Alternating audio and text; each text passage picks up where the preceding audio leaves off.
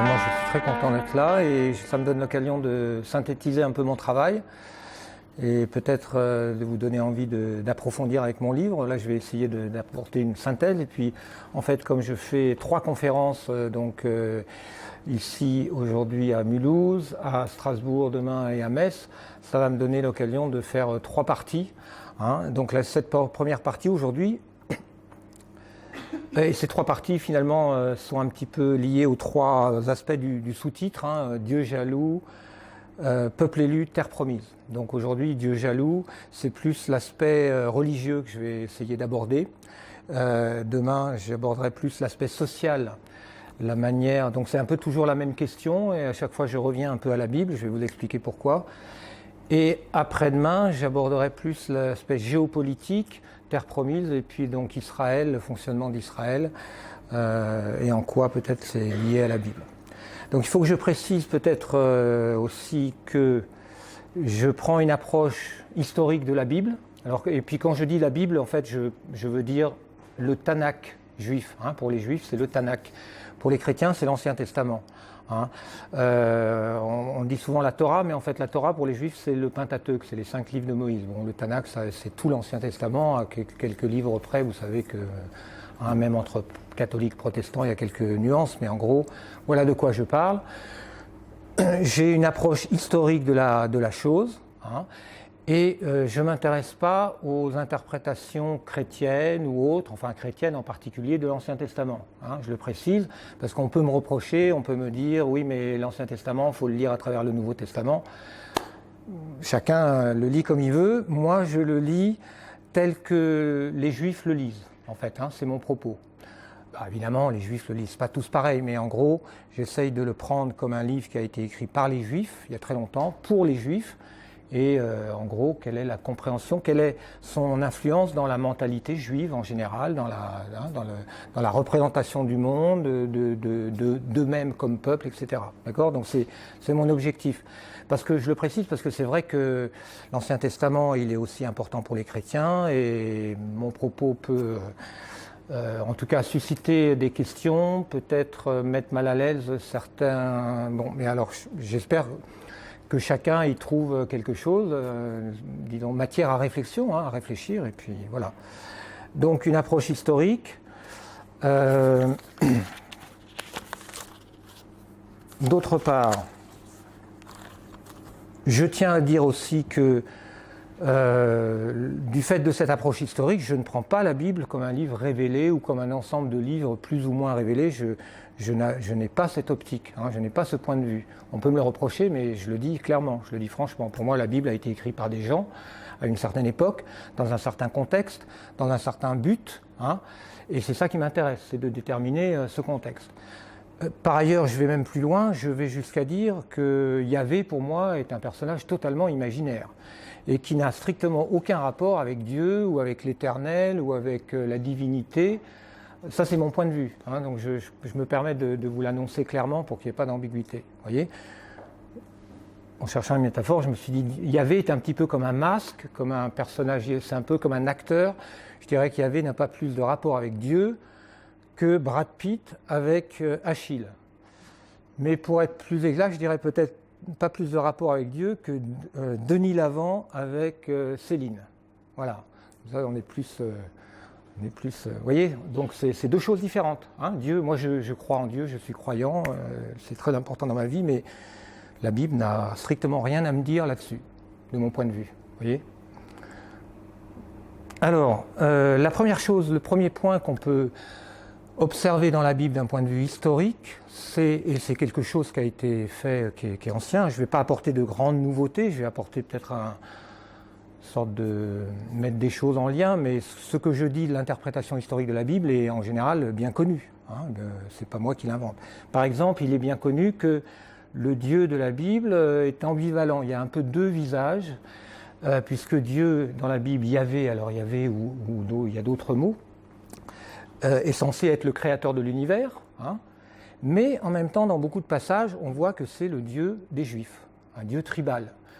Donc il y a un certain nombre de passages bibliques où Dieu, par exemple, on a chez Michée, qui est un prophète très ancien, pré-exilique, Tous les peuples marchent au nom de leur Dieu, au pluriel, et nous marchons au nom de Yahvé, notre Dieu, pour toujours et à jamais. Donc quand on lit ça, on se dit, bon, chacun son Dieu, quoi. Chaque peuple a son Dieu, Yahvé est le Dieu des Juifs. Donc on a un certain nombre de passages comme ça qui posent un petit problème par rapport à l'autre identité de Dieu, créateur de l'univers. Je ne vais pas vous abreuver de citations bibliques, mais enfin on pourrait en trouver d'autres. Par ailleurs, Dieu est quand même, voilà, dans la Genèse, il crée l'univers. Bon, il le crée de manière quelquefois un peu curieuse. Il accroche le soleil dans le firmament 3 jours après avoir... qu'est-ce que je dis ? Oui, 3 jours après avoir dit que la lumière soit. Bon, mais ça, c'est accessoire. Donc ça aussi, c'est un point important. Il faut comprendre que la Bible, c'est un recueil de livres très disparates, mais il y a quand même une unité. Il y a une unité, notamment avec les 5 livres de Moïse et puis les livres historiques après. Cette unité, d'ailleurs, les historiens mettent tout ça et appellent ça c'est l'idéologie deutéronomiste, parce que c'est le Deutéronome qui est vraiment le cœur de tout ça. D'accord ? Cela dit, il y a plein d'autres livres, il y a les psaumes, il y a des livres où ça ne parle pas de Dieu d'ailleurs aussi, il y a des livres très tardifs, il y a des livres plus anciens, vous voyez. Mais quand même, on ne peut pas nier qu'il y a une unité idéologique. Donc c'est ça qui m'intéresse, évidemment. On peut toujours contredire ce que je dis en pointant du doigt certains livres, évidemment. Donc, je ne peux pas ici répondre à toutes les objections, mais je m'intéresse vraiment à l'idéologie centrale. Quel est le premier ? On se dit s'il y a 2 visages de Dieu, il y en a un qui est venu avant, l'autre. Donc ça, c'est une question qui a été résolue. Et on m'a dit par exemple que j'emprunte la théorie de Jean Solaire. Si vous avez lu le livre de Jean Solaire, il le dit, mais il n'est pas le premier à le dire, et ni le seul. C'est-à-dire qu'on admet en général que Yahvé était un dieu tribal au départ. Au départ, les Juifs adoraient Yahvé comme leur dieu tribal, de même, ou national, on va dire, de même que d'autres peuples avaient leur dieu. Les Assyriens, par exemple, leur dieu national, ce qui ne les empêchait pas d'avoir d'autres divinités, c'était Assur. Il avait le nom de la capitale assyrienne. Donc, on admet en général que Dieu était un dieu tribal. Et puis, comment est-il devenu un dieu universel, mystère, donc c'est ça c'est une question intéressante. C'est-à-dire qu'en fait, le processus historique est inverse de l'interprétation, on va dire, providentielle des choses. Parce que l'interprétation providentielle, c'est Dieu, c'est le créateur de l'univers, et il est devenu le Dieu des Juifs. À un moment, il a choisi les Juifs, d'accord ? Donc le Dieu de l'univers est devenu le Dieu des Juifs. Mais historiquement, c'est l'inverse. Historiquement, c'est le Dieu des Juifs qui, à un moment, de fil en aiguille, on a fini par l'imaginer comme le Dieu universel. Et c'est pas parce que la Genèse commence par dire qu'il y avait le Dieu universel que ça change rien du tout, parce qu'on peut écrire le début de l'histoire après, à la fin, comme la guerre des étoiles, on peut écrire le début à la fin, d'accord ? Donc ça pose pas de problème. La théorie providentielle, qui est adoptée par les chrétiens aussi, c'est que Dieu, donc il y a dans le Deutéronome 32 par exemple, il est dit « Quand Dieu donna aux nations leur héritage, quand il répartit les hommes, il fixa les limites des peuples suivant le nombre des fils de Dieu. » Alors les fils de Dieu, on interprète ça comme des petites divinités ou des anges. Mais le lot de Yahvé, ce fut son peuple.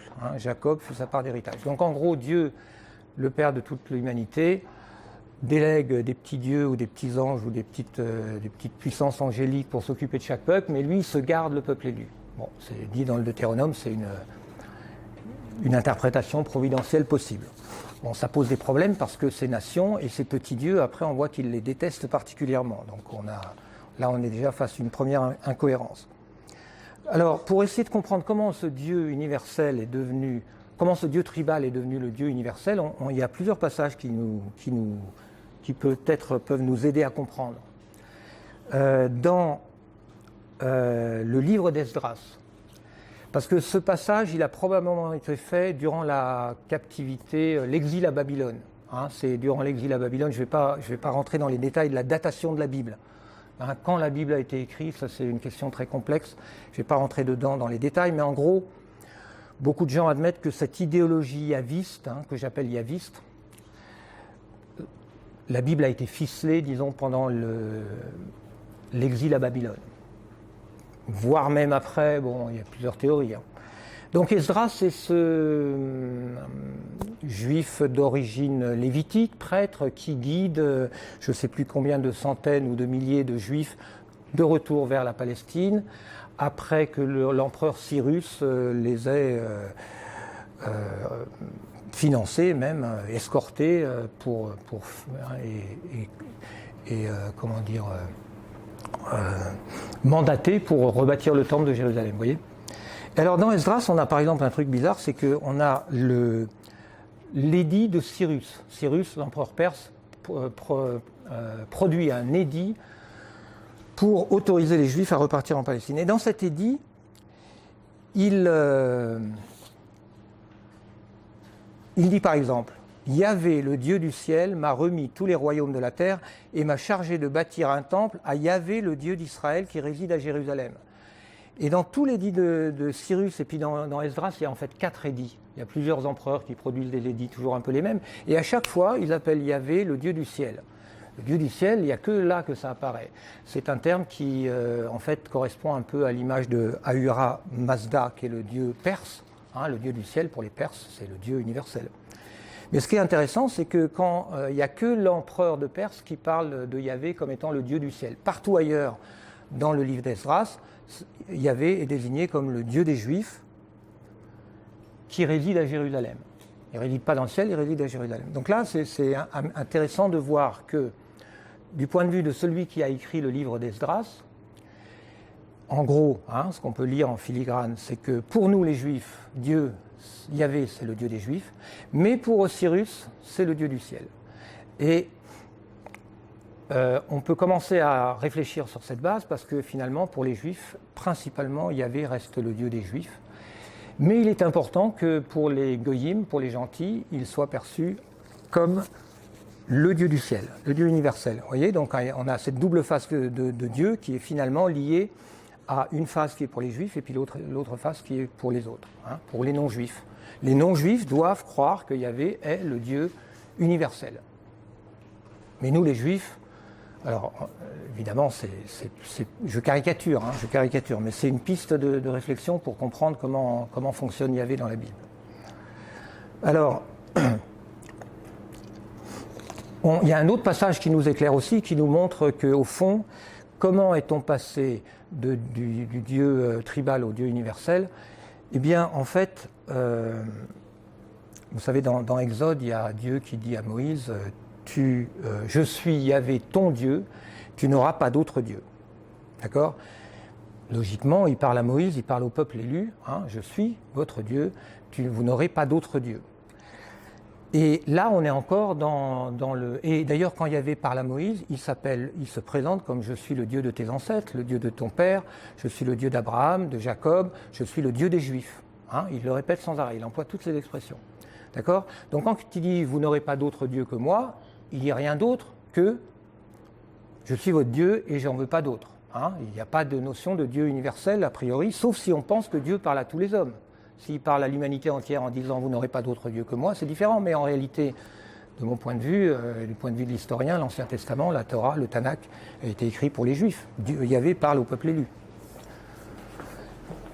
Et donc on est passé de Yahvé, on est passé de tu n'auras pas d'autre Dieu que moi à Yahvé est le seul Dieu.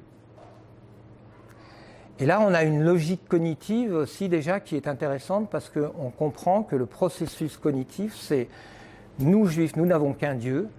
Et comme nous n'avons qu'un Dieu, c'est que c'est le seul Dieu qui existe. Parce que ce qui est vrai pour les Juifs est vrai pour tout le monde. Il y a ce genre de logique cognitive, si vous voulez. Nous n'avons qu'un Dieu, et donc les autres dieux, on ne les aime pas, mais finalement ils n'existent pas, puisque nous, on les reconnaît pas. Donc c'est un peu ce processus cognitif qui fait que Dieu, Yahvé, Dieu tribal, devient le seul et unique Dieu, et à partir du moment où il devient le seul et unique Dieu, nécessairement, logiquement, il est le créateur de l'univers. Vous voyez ?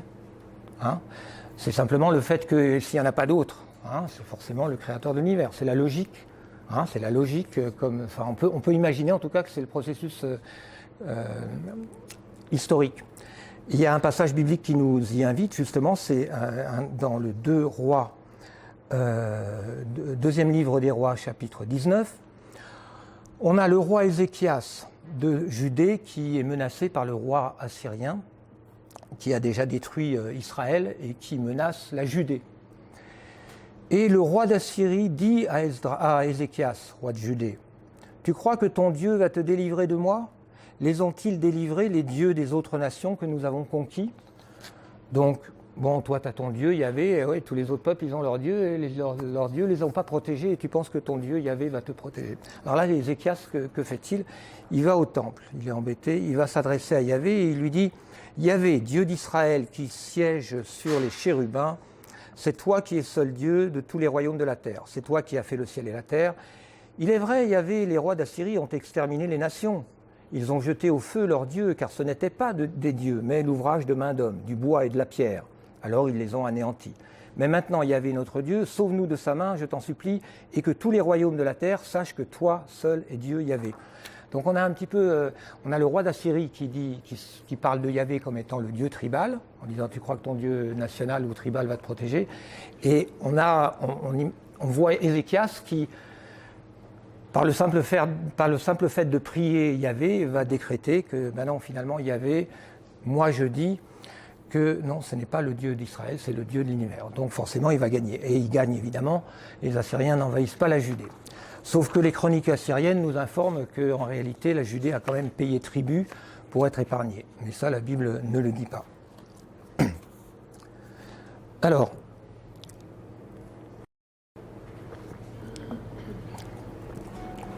passons à...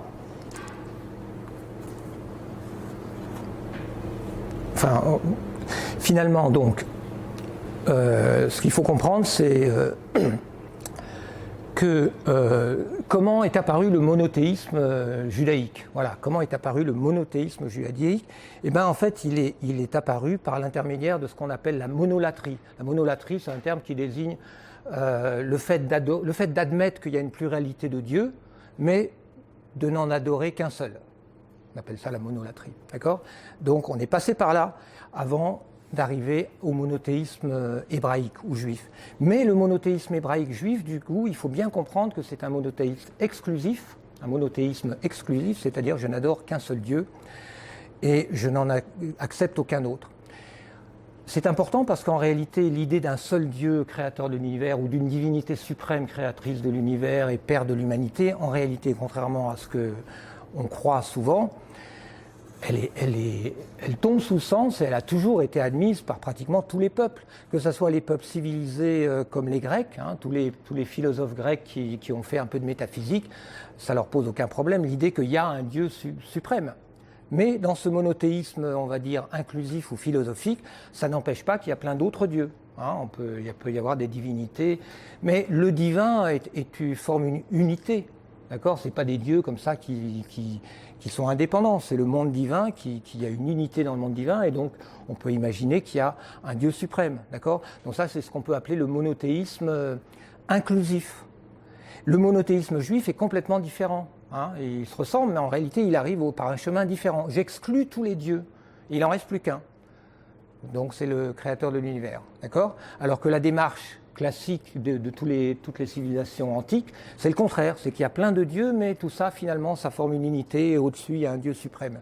Et ce monothéisme-là, on le trouve même chez les Indiens, le grand Manitou, c'est le grand esprit, enfin n'importe quel peuple, pas forcément un peuple intellectuel, enfin qui a créé tous les peuples ont naturellement l'idée qu'il y a quand même une unité dans l'univers, et donc il y a forcément une unité dans le divin.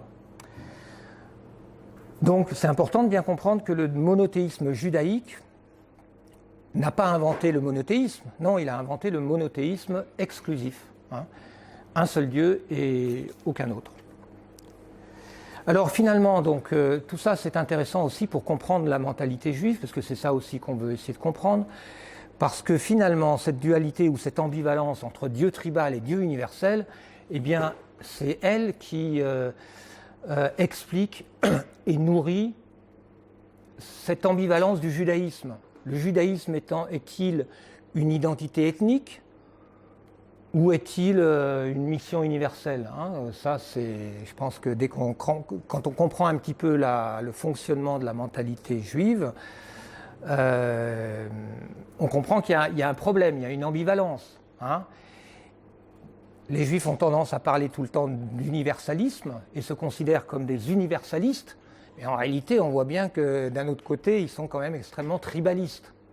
D'accord? Donc ça vient de là, ça vient de cette ambivalence de Dieu.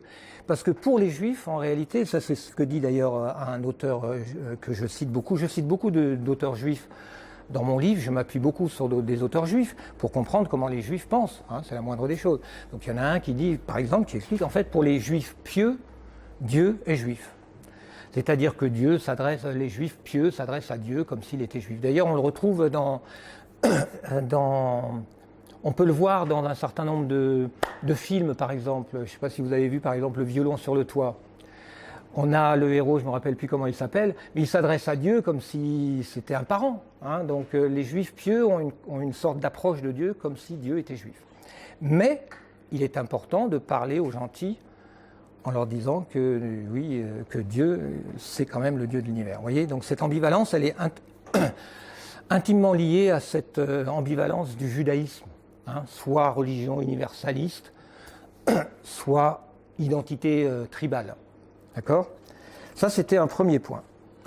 Deuxième point, dans la continuité de ça, donc il faut aller plus loin, et Yahvé se caractérise comme étant le Dieu jaloux, et je dirais même le Dieu fou, mais j'expliquerai plus tard pourquoi fou, mais le Dieu jaloux, ça c'est un terme biblique, hein.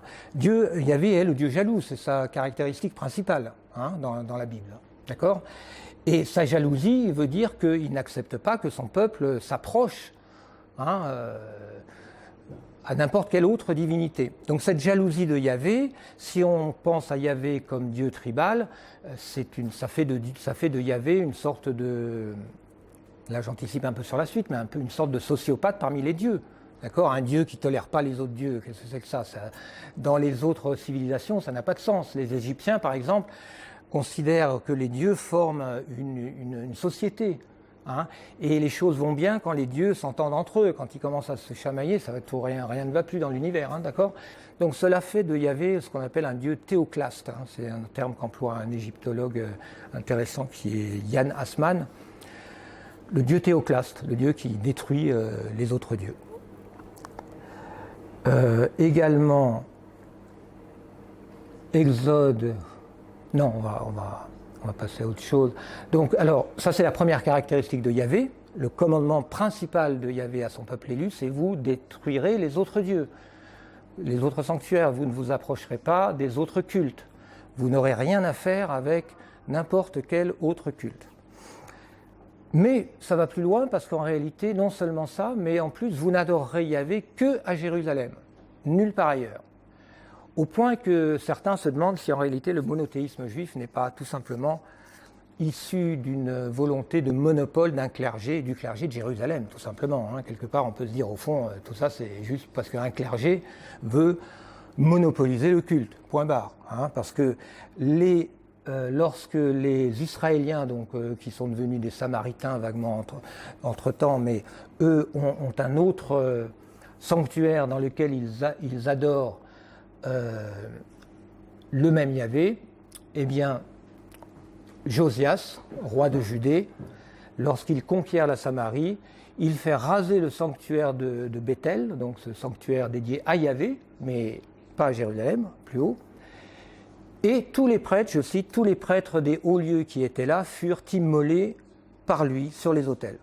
D'accord? Donc on ne se contente pas simplement de détruire les sanctuaires, on immole le clergé de Yahvé, mais pas à Jérusalem. D'accord? Donc c'est pas simplement vous n'aurez pas d'autres dieux, mais vous n'aurez que Dieu Yahvé à Jérusalem, nulle part ailleurs. Ce qui est intéressant aussi, c'est de remarquer qu'il y avait déjà des divinités plus ou moins universelles dans le monde araméen du coin, par exemple Baal, hein, ce fameux dieu Baal. En réalité, on pense qu'à l'époque, c'était plus ou moins une divinité universelle. C'était à la fois un dieu des morts, c'était un dieu de la fertilité, mais c'était aussi un dieu du sel. C'était le grand dieu, hein. Bon, mais Yahvé donc ne tolère pas, encore moins justement, les dieux qui se prennent pour des dieux universels. Donc il y a une haine féroce de Yahvé contre Baal. Et aussi contre l'autre divinité, la grande divinité universelle du coin, c'était Asherah. Asherah, qui était la grande mère que tous les peuples adoraient. Donc c'était une divinité véritablement universelle, adorée sous différents noms. Et là aussi, il y avait, une haine féroce à Asherah. Baal, le passage qui est le plus instructif, c'est le fameux combat de Dieu. C'est dans le premier livre des Rois, chapitre 18, vous avez le prêtre Élie, enfin le prophète Élie, qui lance un défi aux prêtres de Baal. Alors, le défi, c'est, je cite, « Vous invoquerez le nom de votre Dieu, et moi, j'invoquerai le nom de Yahvé. » Ah oui, chacun se prépare un holocauste. Un holocauste, c'est-à-dire une offrande qu'on doit brûler entièrement. Hein, c'est le sens de l'holocauste. D'accord? Donc vous faites le vôtre, moi je fais le mien. Et le Dieu et moi, et chacun invoquera son Dieu pour faire brûler l'holocauste. C'est un concours de Dieu. Le Dieu qui répondra par le feu, c'est lui qui est Dieu. Voilà la règle du jeu. Alors, qu'est-ce qui se passe? Eh bien, les prophètes de Baal s'épuisent toute la matinée en incantations, automutilation, etc. Ils n'arrivent pas à faire prendre feu à leur holocauste. Alors que Élie, lui, très fort, il commence par arroser son holocauste, et après il invoque Yahvé, et boum, ça prend feu tout de suite. Et les gens, émerveillés, se disent « C'est Yahvé qui est Dieu, c'est Yahvé qui est Dieu !» Il s'empare des prophètes de Baal et Élie les égorge de sa main. Donc on attend encore une adaptation hollywoodienne de ce passage. Je pense que ça vaudrait la peine. Mais franchement, il faut réfléchir. Je prends cet exemple pour vous inviter à réfléchir. Qu'est-ce que c'est que cette histoire, quoi? Yahvé, est-ce que vraiment on peut comprendre? Est-ce que vraiment Yahvé, c'est Dieu? Est-ce que le Père de l'humanité... Il y a quelque chose qui ne va pas. Donc réfléchissons un petit peu là-dessus. D'abord, allons un petit peu plus loin. Il faut bien comprendre que aussi la violence de Yahvé s'exerce d'abord contre les Juifs eux-mêmes. Ça, c'est important. Parce que vous avez plusieurs passages qui montrent Moïse, en particulier, massacrer ses propres... c'est les gens de son propre peuple, parce qu'ils ont fréquenté les autres dieux. Hein. Donc on a plusieurs massacres de juifs ordonnés par Moïse ou les Lévites ou autres, parce qu'ils ont commis l'abominable. Ils ont été, par convivialité, peut-être mangé la nourriture qui avait été offerte à un autre dieu, ou peut-être pour sympathiser avec des voisins, ils ont participé à leur culte pour montrer un petit peu... Non. Donc du point de vue de Yahvé, ça c'est l'abomination, et on peut prendre ça pour des fictions ou de la réalité, c'est probablement plus de la fiction, mais enfin c'est quand même écrit, Deutéronome 13, chapitre 7 par exemple, celui qui aura fréquenté un autre Dieu, tu devras le tuer. Ta main sera la première contre lui pour le mettre à mort, et la main de tout le peuple continuera l'exécution. Ça, vous savez, c'est la méthode d'exécution de manière à ce que la responsabilité est partagée. Chacun lance une pierre, comme ça, tout le monde est responsable. Tu le lapideras jusqu'à ce que la mort s'en suive. Deutéronome 13, chapitre 13, pire encore, hein. Si dans une des villes que Yahvé ton Dieu t'a données pour y habiter, des hommes, des vauriens issus de ta race, ont égaré leurs concitoyens en disant « Allons servir d'autres dieux », tu devras passer au fil de l'épée les habitants et réduire la ville en cendres. Donc une ville juive qui s'est permis d'accepter d'une certaine manière, ou même tout simplement une ville juive où il y a des juifs qui disent allons quand même participer un peu au culte des voisins, il faut les massacrer. Voilà, conclut le passage, ce qui est juste aux yeux de Yahvé ton Dieu. Voilà ce qui est juste aux yeux de Yahvé ton Dieu. Donc si on lit ces passages sans lunettes, on va dire, particulières, parce qu'on peut mettre des lunettes chrétiennes et puis se dire, bon, on peut trouver des tas d'explications, oui mais Dieu était comme ça avant, mais bon c'est parce que voilà, le peuple élu, franchement, Non, mais si on lit ça d'une manière un petit peu plus neutre, on doit quand même réfléchir. Est-ce que le Père de l'humanité Si l'on part du principe, disons, que les religions dans toutes les civilisations sont quand même le cœur du processus civilisationnel, hein, toutes les civilisations sont fondées sur des religions. Les religions ne sont pas des abominations. Les religions sont l'effort de l'homme pour donner sens à sa vie, à la mort, pour essayer de se reconnaître comme frère. Toutes les religions sont respectables. On est tous d'accord là-dessus aujourd'hui. Hein. Bon, évidemment, si on prend... Mais si je parle des religions en général, que ce soit des religions tribales même, hein, tout le monde est d'accord pour reconnaître que c'est le cœur de toutes les civilisations. Comment est-ce que le Père de l'humanité pourrait avoir comme idée de détruire les religions? Il y a quelque chose qui est quand même qu'il faut questionner. Hein. On ne le questionne pas parce qu'on est habitué à imaginer que ces religions-là sont des abominations. Parce que Yahvé le dit, parce que Moïse le dit. Mais non, si on réfléchit, les peuples de cette époque-là n'étaient pas des satanistes. Hein. Leur religion, c'était leur manière de se connecter au divin, de se connecter à leurs ancêtres, de se connecter entre eux, etc. C'était des religions respectables. Si on part du point de vue que les religions sont respectables, on a un problème avec Yahvé. Hein. Un gros problème avec Yahvé, en tout cas, moi j'ai un gros problème avec Yahvé, et comme je dis, j'ai pas de problème avec Dieu, hein, j'ai pas de problème avec Dieu, pas du tout. Donc, c'est pas une approche, vous voyez, je le dis parce que on pourrait croire que c'est une démarche datée, pas du tout, hein. Au contraire, c'est parce que je m'interroge sur Dieu et je ne peux pas accepter que Dieu soit ce Yahvé, ce méchant Dieu, hein, ce Dieu jaloux. Bon, ouais, je suis encore bon.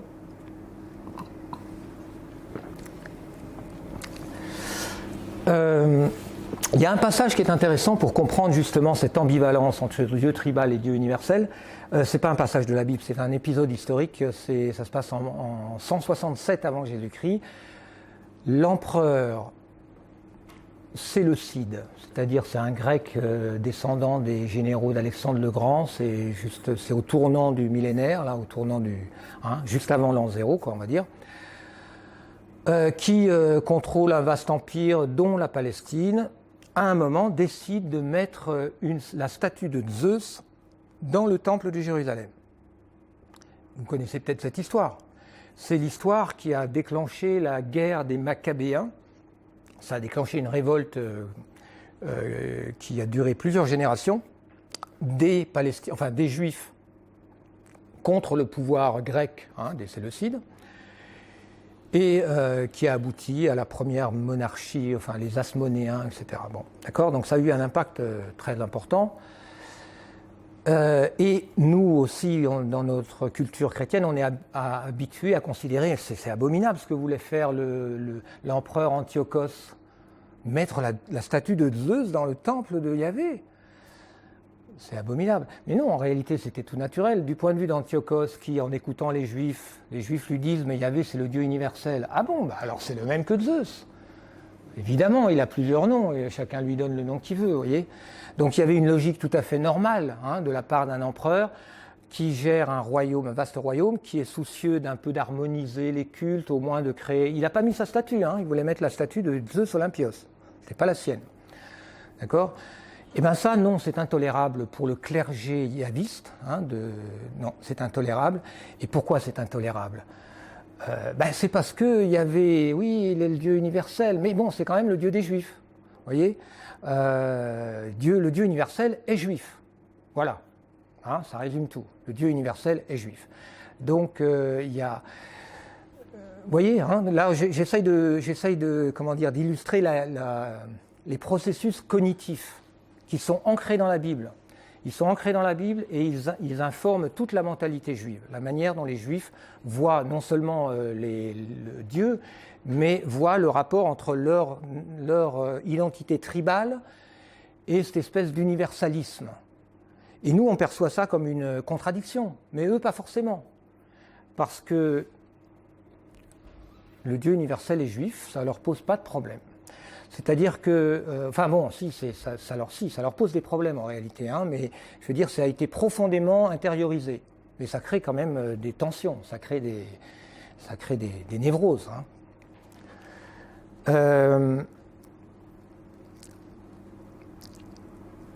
La jalousie de Yahvé est liée aussi, ça c'est important de le signaler, à l'interdit de l'exogamie. Parce qu'il est dit souvent dans Deutéronome que tu n'épouseras pas de filles, de femmes, tu ne prendras pas de femmes dans d'autres peuples, de peur qu'elles amènent leur Dieu à la maison, et puis qu'elles introduisent leur culte étranger et que tes enfants adoptent ces dieux. Ça c'est dit explicitement, bon, je ne vais pas chercher mais ça c'est important à comprendre que même cette notion d'endogamie très forte hein, dans le monde juif, à l'origine est liée à ça, à la jalousie de Dieu. D'accord ? Le plus grave danger quand tu épouses une femme étrangère, c'est qu'elle amène son Dieu. Hein. Donc ça c'est aussi dans le livre d'Esdras. Hein. Le livre d'Esdras, Esdras qui ramène des Juifs de Babylone, qui en fait colonise la Palestine. Il arrive, il dit ouais, ben j'étais là il y a quelques générations, mais donc vous n'êtes pas chez vous, moi je suis chez moi. Hein, donc la colonisation d'Esdras, c'est intéressant de l'étudier parce qu'elle ressemble quand même beaucoup à la colonisation d'Israël en Palestine. Hein. Il y a un précédent là aussi, il faut comprendre. Hein, le sionisme, il est enraciné dans la Bible, il est enraciné dans le livre d'Esdras. Le livre d'Esdras, c'est ça. Oui, il y a très longtemps, mes arrière-grands-parents viennent d'ici, donc j'arrive et toi, tu n'es pas du coin. Mais j'étais là aussi, j'étais là avant, mes ancêtres, non.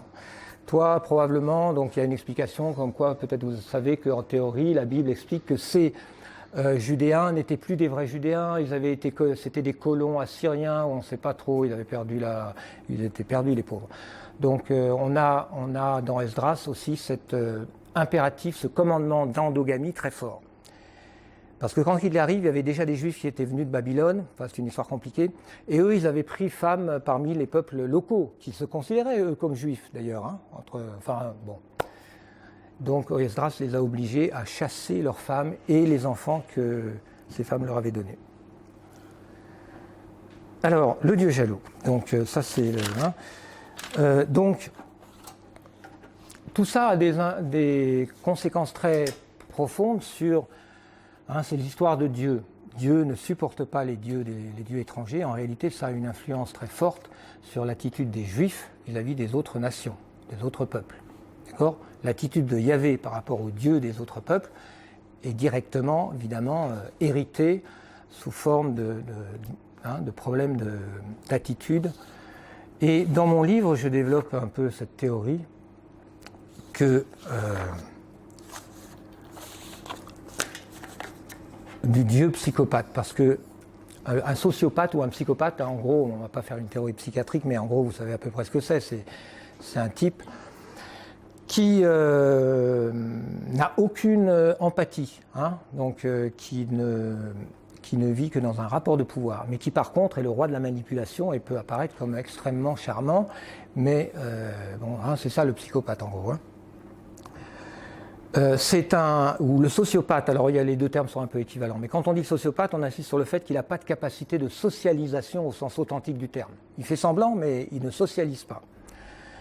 Et en fait, Yahvé, c'est ce qu'il enseigne, c'est ce que Yahvé enseigne à son peuple. Ne socialisez pas, hein, ne vous rapprochez pas des peuples. Méfiez-vous des autres peuples et méfiez-vous plus que tout des peuples qui sont proches. Et donc, même dans le code de la guerre de Deutéronome, hein, il y a une idée intéressante, c'est que il y a une distinction faite entre les villes éloignées, qui ne sont pas dans notre territoire, mais contre lesquelles on doit faire la guerre de temps en temps, et les villes qui font partie de notre territoire, les villes païennes ou non juives. Hein. Dans les villes éloignées, tu en passeras tous les mâles au fil de l'épée. Toutefois, les femmes, les enfants, le bétail, tout ce qui se trouve dans la ville, toutes ces dépouilles, tu les prendras comme butin. Là, on est dans le classique. Hein. Bon, mais par contre, dans les villes palestiniennes, tu extermineras tout ce qui respire. Tout ce qui respire. Hommes, femmes, jeunes, vieux, enfants, nourrissons, et même le bétail. C'est pratiqué à Jéricho et dans plusieurs villes. Extermination totale. Même le bétail. Ben oui. Bon. Donc là, on a quand même un problème avec Yahvé aussi. On est d'accord? On ne peut pas se contenter de dire « ouais, mais c'était l'époque ». Non, à l'époque, les gens ne faisaient pas ça. Non, à l'époque, les gens ne faisaient pas ça. Le code de la guerre, on extermine les mâles en âge de se battre. Bon, c'est limite, hein. Ça se fait. Mais c'est tout. Hein. On prend des esclaves, mais d'ailleurs, on ne les extermine pas, on les prend comme esclaves. Donc là, on est dans un excès, dans une outrance absolument abominable, hein, inexcusable, enfin de mon point de vue. Hein. On a du mal quand même à donner sens à ça, il me semble. Moi, j'y arrive plus en tout cas. Je l'ai fait, j'ai été chrétien. Hein, je parle pas du point de vue d'un étranger ou à nos interprétations traditionnelles de tout ça. Hein, je les connais bien, je les ai, hein, j'ai changé.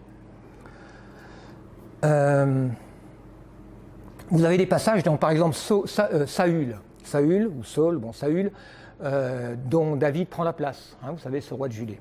Pourquoi a-t-il été déchu par Yahvé de sa royauté? Tout simplement parce qu'il a refusé d'obéir à ce commandement d'exterminer entièrement les Amalékites. Il en a épargné quelques-uns. Pour ça, Yahvé l'a déchu.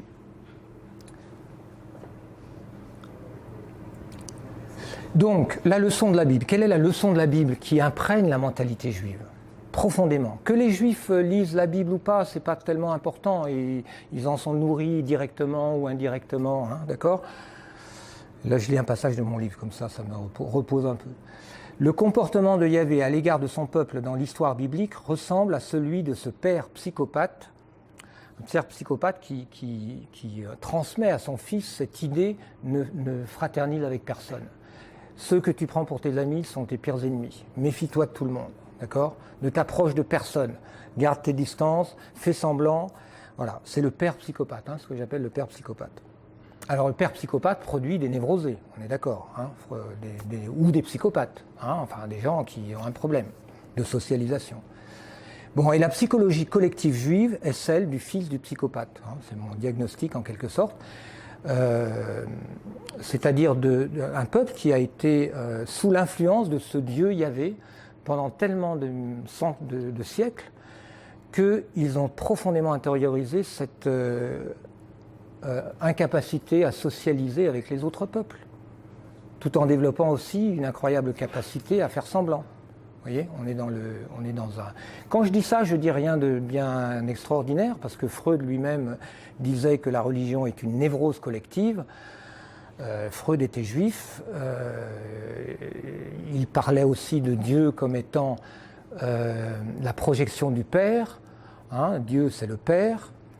Et névrose collective, sociopathie collective, il faut bien... Et d'ailleurs, tous les juifs eux-mêmes le disent depuis très longtemps. Les juifs ont quand même par exemple, dans l'encyclopédie juive de 1906, hein, on lit que les juifs sont plus sujets aux troubles du système nerveux, bon, c'était des expressions un peu vieilles, que les autres races et les autres peuples. Hein, je traduis une encyclopédie juive, hein, écrite par des juifs pour des juifs. L'hystérie et la neurasthénie apparaissent comme les plus fréquents. Et alors ils expliquent, certains expliquent ça par l'endogamie, trop d'endogamie, ça fragilise le système nerveux. Bon, une recherche menée en 1960 par un institut juif conclut que les juifs ont 3 fois plus de troubles de la personnalité et de névrose que les autres. Je ne sais pas si c'est vrai, hein, bon, enfin ça se dit, c'est les juifs qui le disent.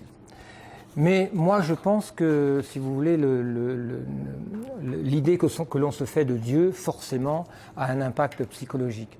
Et surtout lorsque l'idée qu'on se fait de Dieu est liée à notre apprentissage des relations humaines. Et le peuple juif a tellement intériorisé cette logique. Je continue à lire ce que j'avais commencé à lire.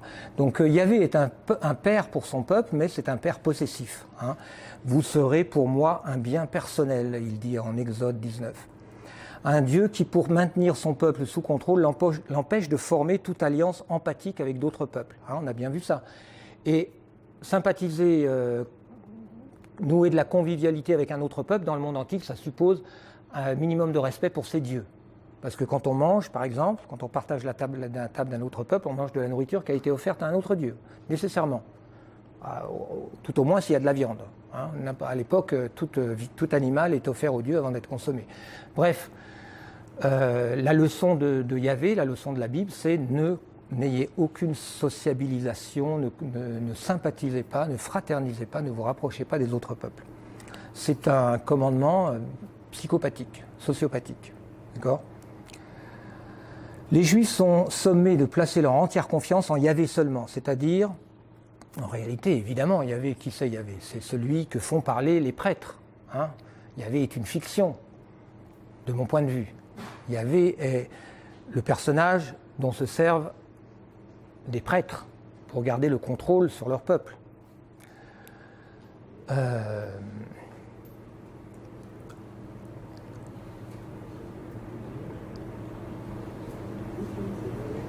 C'est-à-dire que il faut comprendre que derrière ce rapport entre Yahvé et son peuple, en réalité, ce qui se joue au niveau sociologique, on pourrait dire, c'est un rapport de force entre le clergé et le reste du peuple. D'accord ? Et on le voit très clairement dans l'histoire de la Bible. Le peuple, lui, aimerait bien de temps en temps socialiser, vouer un culte à Ashira, pourquoi pas, quand ils vont en Égypte, il y a un passage dans le livre de Jérémie 44. Les Juifs se disent, voilà, il nous est arrivé tellement de malheur, c'est peut-être parce qu'on a oublié d'adorer, de vénérer Ashéra. Ils se disent ça, bon, on va vénérer Ashéra. Évidemment, le prophète Jérémie les menace d'extermination, et l'histoire ne finit pas, mais on sait que dans toute l'histoire, les Juifs, par simple bon sens, hein, parce qu'on apprend de l'expérience, on sait bien que fraterniser, c'est quand même le meilleur moyen d'éviter des guerres. On voit très bien dans cette histoire biblique que le peuple, lui, est toujours amené à socialiser. Mais dans la Bible, la leçon de la Bible, c'est une abomination. C'est ça que le peuple juif, ce sont les péchés du peuple juif. D'accord ? Et notre interprétation chrétienne traditionnelle, elle va même encore plus loin, puisque les chrétiens traditionnellement disent, si le peuple juif a perdu l'élection, pourquoi ? Parce qu'ils ont été idolâtres, parce qu'ils ont adoré d'autres dieux. Hein, c'est donc une explication que globalement le christianisme intègre. Hein. Donc, je ne parle pas du christianisme trop, mais c'est pour montrer que le problème, évidemment, vient pas seulement, il est forcément, il a des impacts sur notre culture chrétienne, notre lecture chrétienne de l'Ancien Testament, qui n'est pas la même que la lecture juive, mais qui est quand même en partie celle de la lecture juive. Donc moi, dans mon livre, j'ai essayé de prendre un autre point de vue, qui est, au fond, un point de vue philosémite. Je le dis très sérieusement, c'est-à-dire qu'en réalité, j'essaye de me mettre à la place du peuple juif et je comprends leurs problèmes. C'est un héritage très lourd, hein, c'est un héritage très lourd, et c'est un héritage qui est en fait, dont le but est le contrôle de leurs élites sur le peuple. Parce que Yahvé, ce sont les Lévites. Les Lévites, ce sont les élites juives, hein, au pouvoir. Mais finalement, les élites juives changent, mais elles ne changent pas non plus. C'est toujours la même histoire. C'est toujours, le peuple juif est toujours soumis à cette autorité qui incarne Yahvé d'une manière plus ou moins directe. Hein, c'est toujours Yahvé qui ordonne à son peuple de ne pas avoir de rapport avec les autres, hein, de rester un peuple séparé. Vous voyez ? Alors, il s'agit en outre de convaincre les Juifs que tous ceux qui voudraient être leurs amis sont en réalité leurs pires ennemis, que toute confiance accordée aux gentils mène au désastre. La leçon biblique est toujours la même. La main tendue par autrui est un piège mortel. Celui dont tu cherches l'amitié est ton pire ennemi. Voilà, c'est la pierre angulaire de l'idéologie biblique qui enferme le peuple juif dans un cercle cognitif vicieux. Cercle cognitif, c'est-à-dire une manière de penser complètement perverse, quoi, hein, complètement pathogène, qui rend fou, hein, qui les empêche de tirer la seule leçon de bon sens que tous les hommes tirent normalement, hein, à savoir que les échanges favorisent la bonne entente des peuples.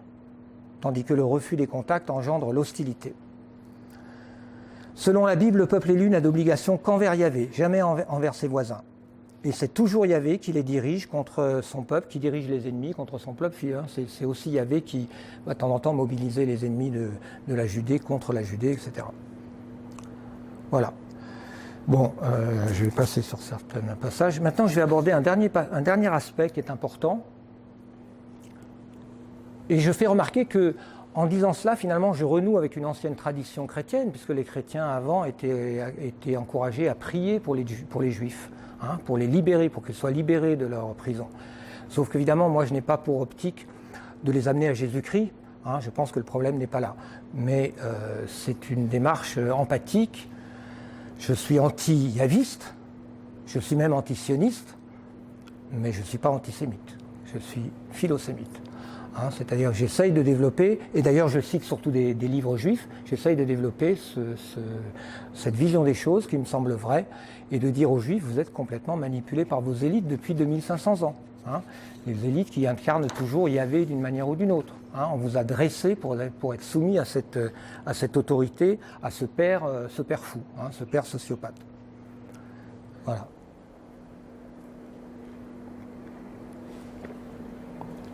Alors le dernier point que je vais aborder, qui est aussi important, ça c'est aussi un autre aspect de la Bible, qui est moins connu, mais qui est relativement assez largement admis par les spécialistes, c'est qu'en fait la Bible aussi est un livre curieux pour un livre religieux, parce que tout à l'heure je parlais des religions qui sont le ferment des civilisations. Un autre aspect des religions, c'est que toutes les religions, pratiquement sans exception, on peut discuter dans les détails, mais en gros, croient en un autre monde, parlent de l'autre monde, parlent de la vie après la mort, d'une manière ou d'une autre. Hein, c'est vraiment le cœur, on peut dire, des religions. Selon une thèse à laquelle je crois et qui est assez développée, qui est très ancienne, on irait jusqu'à dire que la mort, c'est la source des religions, hein, les questionnements de l'homme sur la mort. L'homme a commencé à fabriquer, à bâtir des constructions en pierre pour ses morts. Vous savez, la civilisation des mégalithes, là, on n'a plus que des pierres, c'était des pierres qui étaient dressées pour les morts. Les civilisations se sont bâties dans le culte funéraire, dans le culte des morts, dans la recherche de l'homme, de donner sens à sa mort, de maintenir un lien avec ses parents morts, etc. D'accord ? Or, dans la Bible, il n'y a pas d'au-delà, il n'y a pas d'autre monde, il n'y a pas d'âme. La Bible est un livre matérialiste, enfin est un livre. L'idéologie biblique fondamentale est matérialiste. Il y a un déni de l'âme. Ça, vous en avez peut-être entendu parler, mais alors ça se discute, hein, parce qu'on peut toujours trouver des contre-exemples, mais en gros, l'homme est poussière et retourne à la poussière, point. Alors évidemment, il y a des objections à ça, et je ne peux pas rentrer dans les détails. Il y a par exemple Sheol, le Sheol qui est un monde souterrain, mais en réalité le Sheol, dès qu'il est question du Sheol dans la Bible, c'est pratiquement le néant. C'est un monde où l'homme est dans le noir et il dort. Bon, il est mort, quoi. C'est le néant, c'est une forme de néant. Donc, ça, comme je disais, ça se discute, il y en aurait qui pourraient me contredire, mais en gros, c'est une idée relativement bien connue, et des juifs et des érudits biblistes. Hein.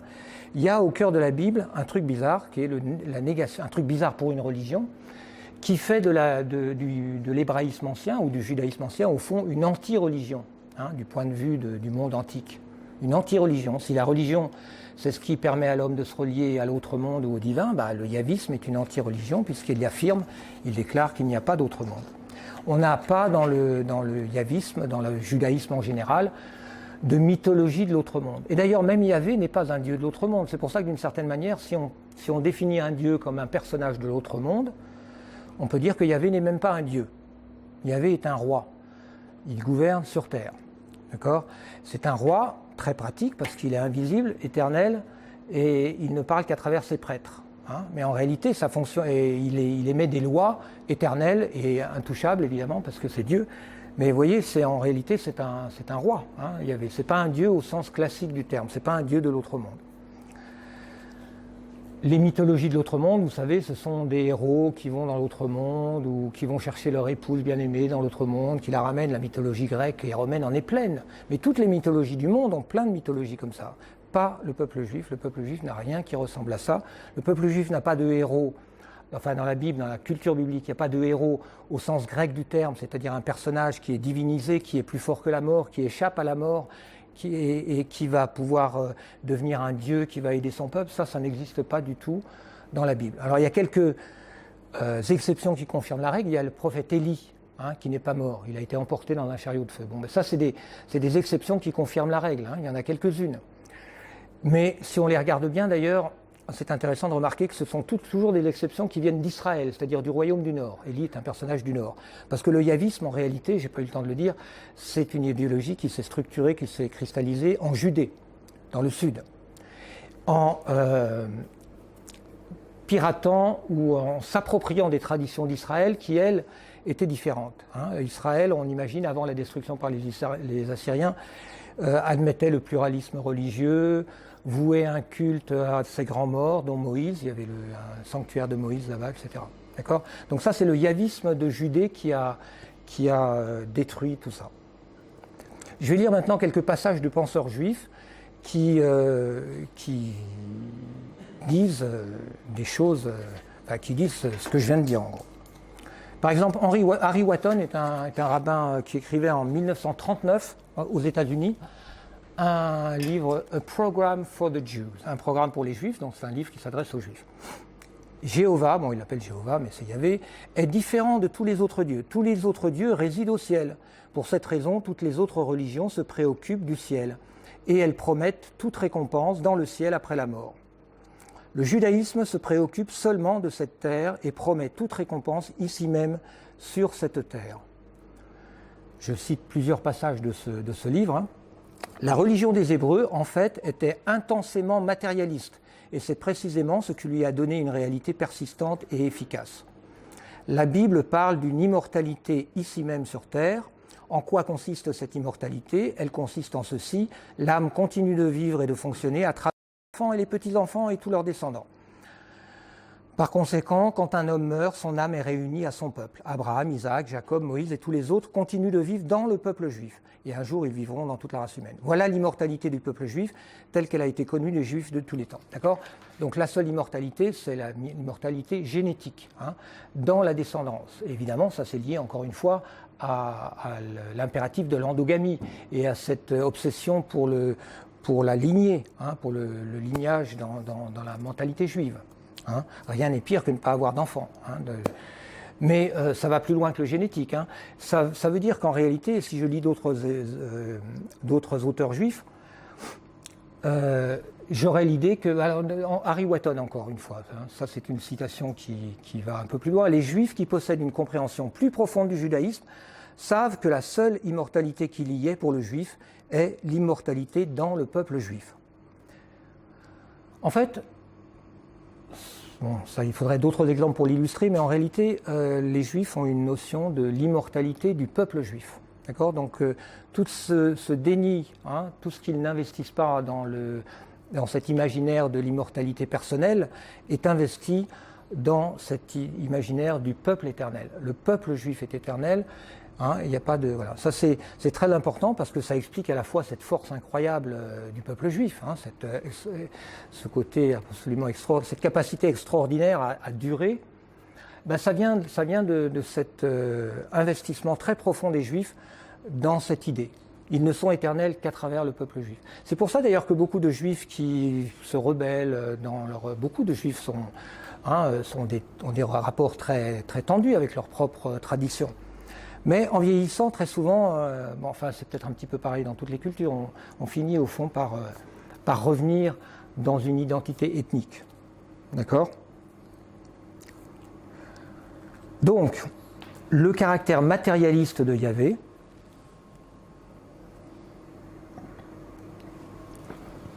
veut aussi dire que Yahvé ne promet rien, ne promet pas de récompense dans l'autre monde. Par contre, il promet des récompenses dans ce monde. Et donc le matérialisme, évidemment, autant au sens religieux, évidemment, affecte profondément la mentalité juive et est la source de ce matérialisme. Puisque les récompenses que promet Yahvé aux Juifs, c'est quoi ? Les richesses, alors Isaïe 60-61, les richesses de la mer afflueront vers toi et les trésors des nations viendront chez toi.